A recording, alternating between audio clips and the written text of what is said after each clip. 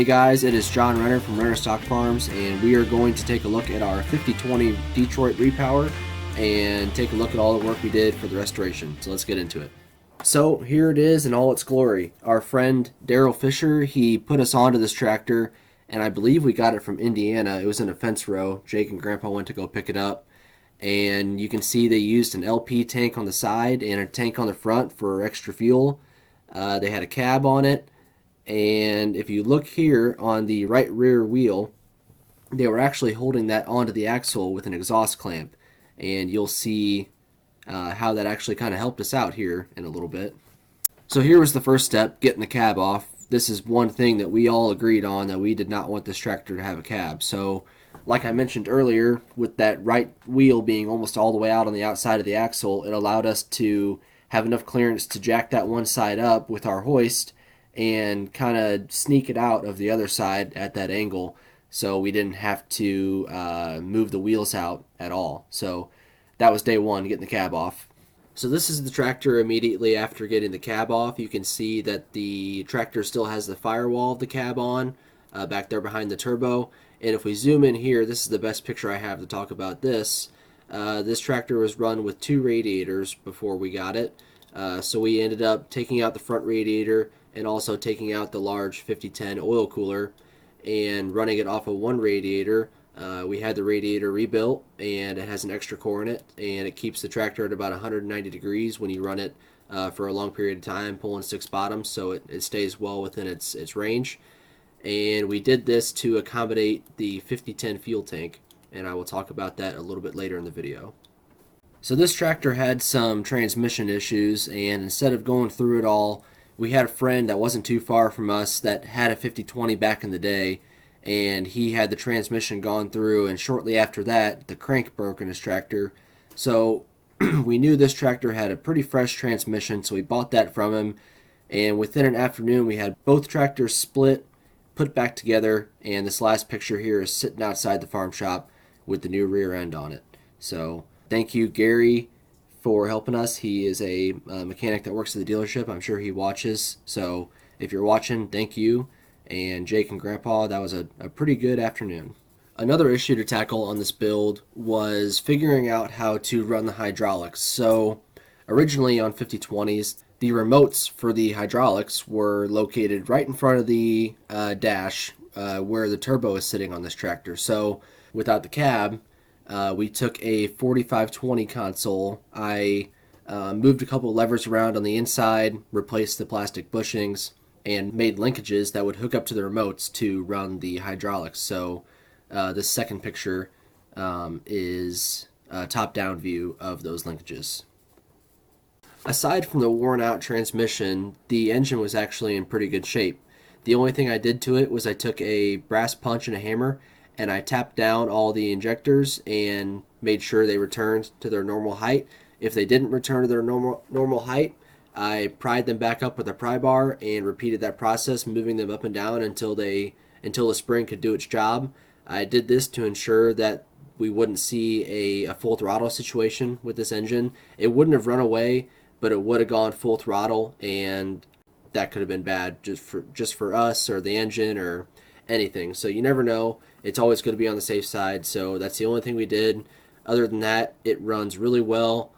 All the smoke clears up after it gets warmed up, and it's responsive, and it just runs really well. We also wanted to change the air cleaner system. This is a picture of the same day, the first day we got it, and you can see it's got a big canister on the side here and a pipe that goes up and in front of the cab. We wanted to change all of that and avoid having to use large elbows and bends like they had to in order to make all of it work. Those 6-inch elbows and 45s rubber pieces are hard to find these days, and we didn't have a good place to get them, so we went with this option here. And you can see we tried to get it as straight of a shot as we could from the air cleaner to the turbo to avoid having to use any of those rubber pieces. This was one of my favorite parts of the build, getting to weld these rims together. We had a piece of, I believe these were 11 inches wide.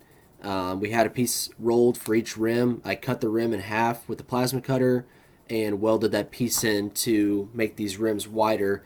These were originally for 832 tires, and we decided on changing that later on. Originally, with the cab on this tractor, they had a big plate that bolted onto the cab and bolted into the hood to cover the turbo. Now that the cab was gone, we went ahead and found a small LP tank and cut it to the shape of the hood, welded it all in, and it turned out pretty good. You can also see here on this last picture where I made this exhaust one piece. So this elbow goes under the hood and bolts on or clamps onto the turbo. There's no visible clamps. I made sure to do that just to provide a really clean look. Originally, we planned to use 832 tires, like I mentioned before, and that's why I welded the rims to that width. But we went down to the tire place in Belleville, Good All Tire, and they just so happened to have a set of 900 R32s, and we couldn't pass them up. It was a good deal. They had close to 95% shred, still really good shape. So we went ahead and picked those up. So I went ahead and welded another set of rims for these new tires. I don't quite remember what that bandwidth was that we had rolled. I believe it was somewhere in the 16-inch range.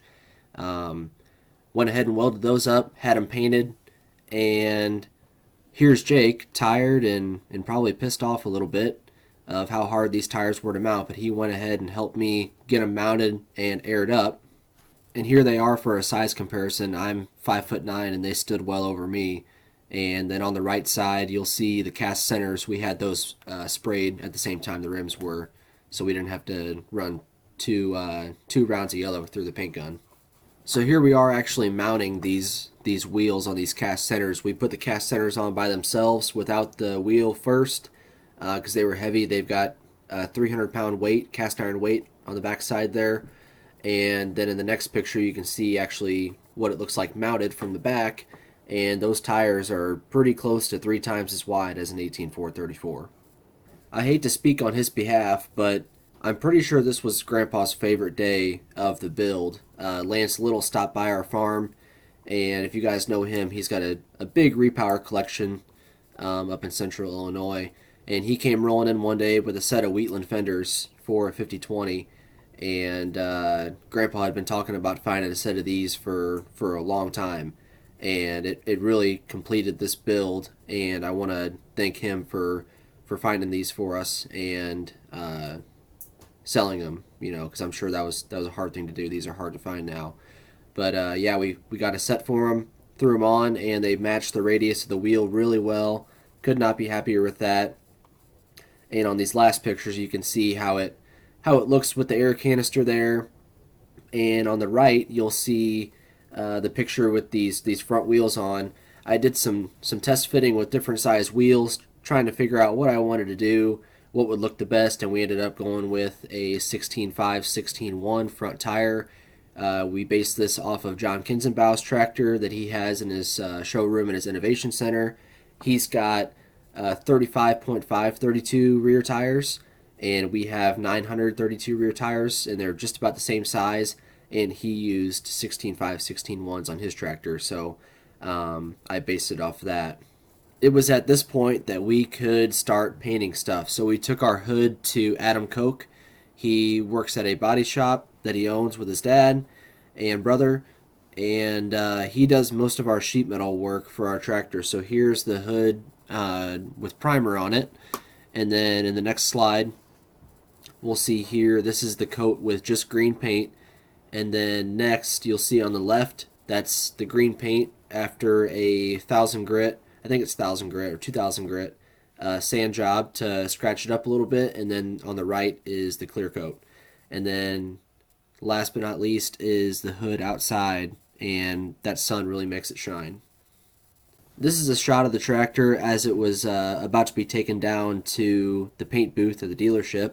The ground's wet because I was washing on it. And this is probably a good time to talk about the fuel tank that we used. Up until almost the last minute, we thought we were going to use that fuel tank that was hanging off the front of the tractor in the beginning of the video, but we opted out of that and ended up getting a fuel tank out of a 5010, which is about 20 gallons smaller than the fuel tank of a 5020, and it fits up there a lot better with the radiator being moved about 2 inches forward, and there's also the fuel filters in that area as well. So it was necessary for us to use a 5010 fuel tank. And then, if you guys know about that, the 5010 and 5020 oil coolers are very big, so we ended up using a oil cooler off of a 4030, a 30 series tractor, which is a little bit smaller, well, quite a bit smaller, and it fit in there very well. So here's our paint process. It's pretty basic. We spend a good couple hours with our hot water pressure washer to knock off all the dirt and debris and loose paint. We sand down a lot of parts because it leaves a better finish than a wire wheel. Bondo in places that need it, like here on the frame rails.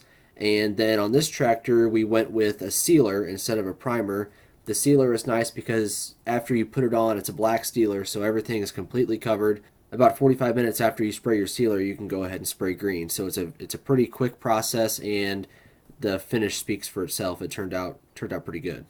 So here's where the real work starts, reassembly after paint. So I started by putting the platform back on and the console back on, getting everything hooked up there, and then we moved on to getting the fenders on. When we do our fenders, we always make sure to grind the paint off the bottom of the fenders and off of the axle where the fenders sit, so that way our wires have a good ground for our lights. And then you can see here we wired up our lights, and that was the final step for the rear end of the assembly. One thing we were unsure about during this entire build was how we were going to weight down the front end, because this doesn't use the normal frame rails like a 60/30 would or a 50/20 would, where they have those long bars that go a couple feet back down the frame to bolt on. So at first we decided we were going to use this system, and it used a newer style weight, and that 600 pounds up front is hanging off of 2 bolts, and we knew that was not going to work. So we had 2 plates bent, and I welded them together, punched all the holes, and painted them up, and it turned out pretty good. I'm happy with how that looks and functions, and it allowed us to use a double stack weight, so we now have 600 pounds up front. It's not shown here, but we added 4 more weights to it, and it really completes the look of this tractor. And here's the final product sitting outside after we got everything bolted on and touched up some of the paint. So I hope you guys enjoyed this video. If you guys want to see more on this tractor, you can visit my Instagram page, or you can check out the video I did a couple months back featuring this tractor. I kind of went over the basics of the build. I didn't go into as much detail, but there is a bunch of plow footage there that you guys can check out. And if you guys are going to be at the Half Century Show this year in Rantoul, if they have it, COVID depending, this tractor will be there as well, along with many others from our collection. So I hope you guys enjoyed. Consider subscribing, and I'll see you on the next one.